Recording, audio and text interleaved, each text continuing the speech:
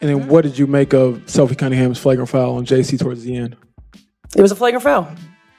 Do you think it's like defending Caitlin or defending the team, or how do you view just how it all? I view it as a flagrant foul.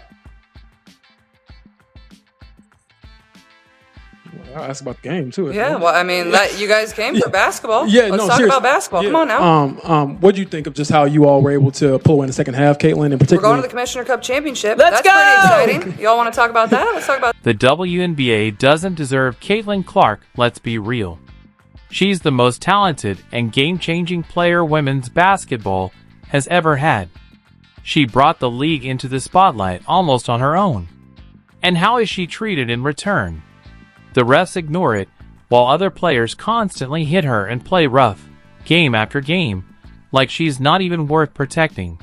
All right, enough is enough. You know, at some point, the line gets crossed too often where something needs to be done and things need to be corrected. And that is certainly the case with the way things around Caitlin Clark are officiated. This is a constant problem now. You know, it is something that since the beginning, I've kind of like backed off on because physical play is a part of sports. You know, going after a superstar and trying to rough them up a little bit to get in their head is a part of sports. But when it crosses the line, the referees need to do their jobs. They need to do their jobs, blow the whistle, and officiate properly. And when Caitlin finally spoke up at the press conference after Sophie Cunningham got ejected for doing what the refs should have done, protect the league's biggest star, her words weren't just fair. They were long overdue. Don't understand why this is all happening to Caitlin Clark, who's brought so much attention to the league, frankly, revenue and viewership numbers. She single-handedly has made the broadcast rights go up, and I'm not saying she's the only one who did it. Yes, all of the women that came before her matter too, but the WNBA is doing better because Caitlin Clark is in it now. It is one of the reasons they're doing better, and a rising tide lifts all boats. Everybody in the WNBA is better. Here's what really happened that night against the Connecticut Sun, and why it shows everything wrong with how the WNBA has treated Caitlin Clark. In the third quarter, JCS Sheldon poked Clark in the eye. Instead of calming things down, the refs let it get worse. Marina Mabry then blindsided Clark and knocked her to the floor. The officials handed out a few weak technical fouls and acted like that was enough.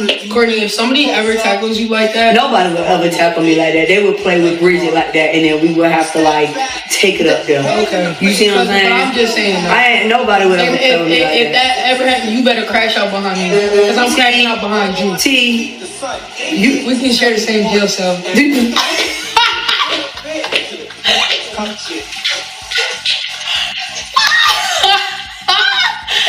Yeah, bro. Oh my gosh, bro. Our team would cry, bro, because they would play with somebody that's like not even like. But Sophie Cunningham wasn't having it. She saw her teammate get targeted, saw the refs do nothing, and decided she had seen enough.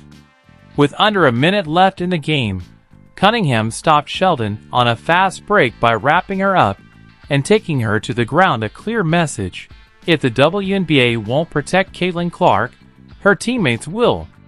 The result? Cunningham was ejected. Tonight, she is one of the best teammates in the world. After the entire league has been after Caitlin Clark for so long, and after tonight getting poked in the eye and body shoved by the Connecticut Sun, Sophie Cunningham had finally had enough and took it into her own hands. Sheldon comes up with the steal. Sheldon goes coast to coast.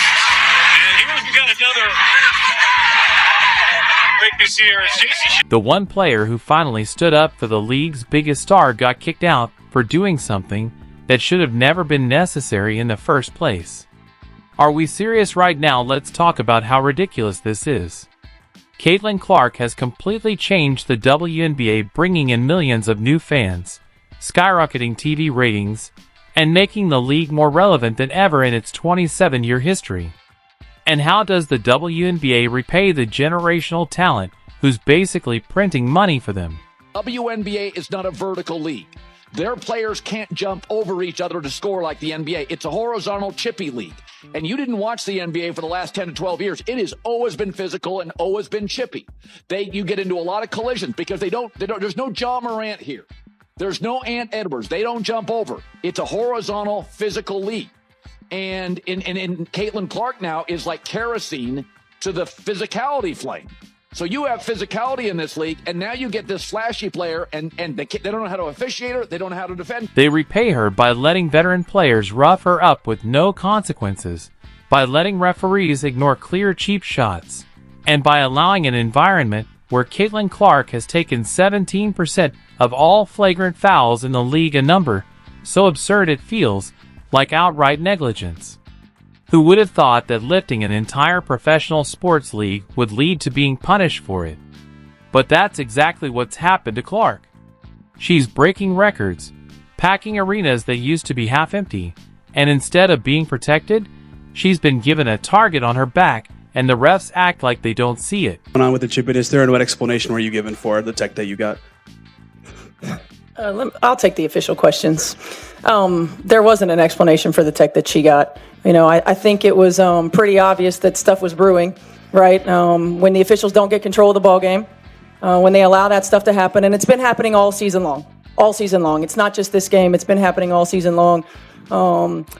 This is what happens, right? This is what happens. You've got competitive women who are the best in the world at what they do, right? And when you allow them to play physical and you allow these things to happen, they're going to compete.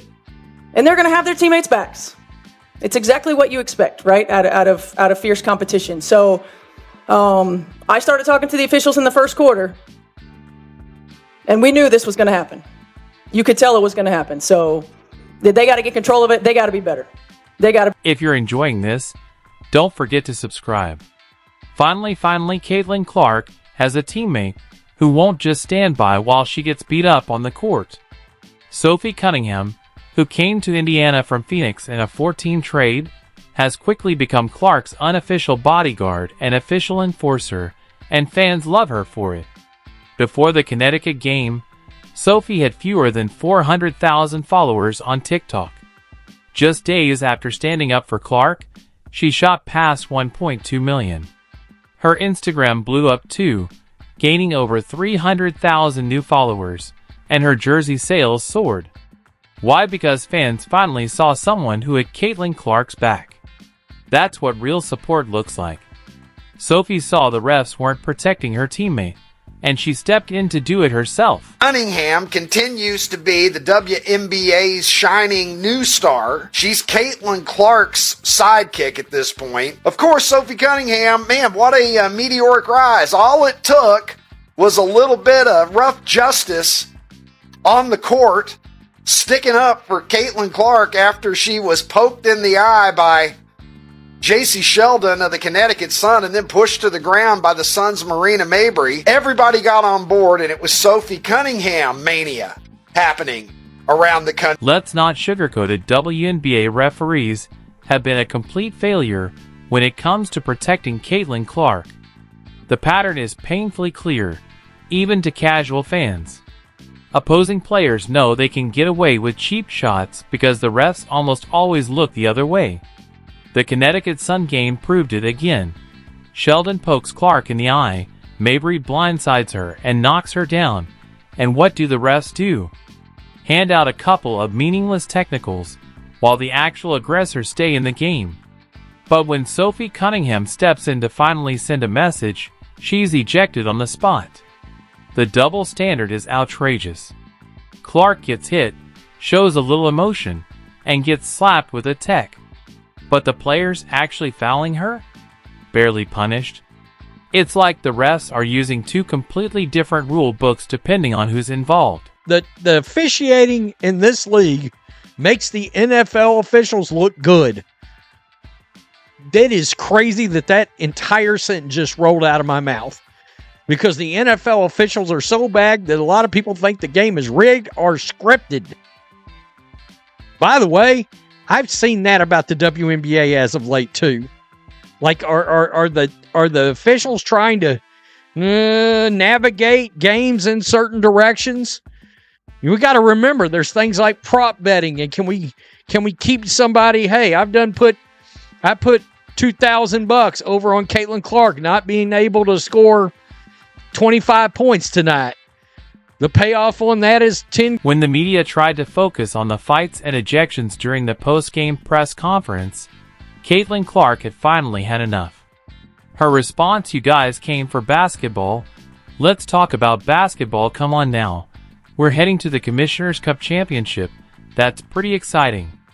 Y'all want to talk about that, let's talk about that," said it all. She's clearly tired of the circus constantly surrounding her. Think about what she had just done. 20 points, 6 assists, 4 threes, and a dominant win to send her team to the Commissioner's Cup final. Yet all the media wanted to talk about were the cheap shots and chaos she endured. She's trying to celebrate great basketball, but instead, everyone's focused on the fact that she needs a bodyguard just to play safely. Her frustration wasn't just obvious, it was completely fair. Caitlin Clark is changing the game, and she still can't get a post-game interview about basketball because the league's officiating has turned every matchup into a conversation about survival, not sport. Well, I asked about the game too. Yeah, well, I mean, you guys came for basketball. Yeah, Let's no, talk seriously. about basketball. Yeah. Come on now. What do you think of just how you all were able to pull in the second half, Caitlin, in We're particular? going to the Commissioner Cup Championship. Let's That's pretty go! exciting. Y'all want to talk about that? Let's talk about that. Here's the reality the WNBA needs to face. They've been handed the most marketable, talented, and game-changing player in the history of women's basketball, and they're wasting the gift through sheer incompetence. Caitlin Clark's rookie season has been filled with constant targeting by veteran players, and instead of stepping in, the league has allowed it to happen. The numbers don't lie when one player takes 17% of all flagrant fouls in the league. That's not bad luck. That's a pattern of abuse. And when officials fail, again and again, to take action, that's no longer just bad refereeing, it's institutional negligence. Sophie Cunningham's response in the Connecticut game wasn't reckless, it was necessary. She did what the refs haven't done in 2 years. Made it clear that going after Caitlin Clark will have consequences. That she was ejected for defending her teammate, while the actual aggressor stayed in the game, says everything you need to know about what's broken in this league. To have people kind of go at her because she's a trash talker. Okay, if that is the logic. But the media are now saying Caitlin Clark brings everything on herself. And by the way, Caitlin Clark, if you want to say JC Sheldon getting in her face and everything until the eye gouge, nobody brings eye gouges on themselves. This is the same as, she brings it on herself with the push-off. Just call the hand check and the push-off doesn't happen. Do we not understand this word about... Sophie Cunningham's sudden surge in popularity says everything about how fans see this situation. In just 3 days after her ejection, she gained around 700,000 followers on TikTok, over 244,000 on Instagram, and her jersey sales soared. Social media was filled with praise not because fans support dirty play, but because they recognize someone standing up for what's right. They saw a player willing to risk fines, ejection, even suspension to protect her teammate. Someone who values loyalty over stats or playing it safe. Meanwhile, the refs and league officials faced heavy backlash. That contrast should tell the WNBA exactly where the fans stand. They're not backing chaos. They're backing someone who finally stood up for Caitlin Clark. K to more than 800K TikTok followers. When I tell you, man, TikTok truly do be showing love, man. TikTok truly do be showing love. But when I say, hey, Sophie, look, I wasn't familiar with your game, especially that little savviness, that tenacity that you got. But shawty, I'm a fan. What makes Sophie Cunningham perfect for this role is her total refusal to apologize or back down. After getting ejected, she posted a photo of herself shrugging on social media, a bold, clear message that she'd do it again without hesitation. And when asked about it days later, she didn't walk anything back. Instead, she doubled down, saying the refs were to blame for letting things get out of hand. At the end of the day, I'm going to protect my teammate. She said, that's what I do. I'm a team player. And no regrets. No apologies. Just a firm promise that she'll always have Caitlin Clark's back, no matter the cost. And that's exactly what Clark has needed, someone who won't just stand by while she takes hit after. It was just part of the game. I think the refs had a lot to do with that. It was a build up for a couple of years now of them just not protecting, the star player of the WNBA. And so, at the end of the day, I'm going to protect my teammates. That's what I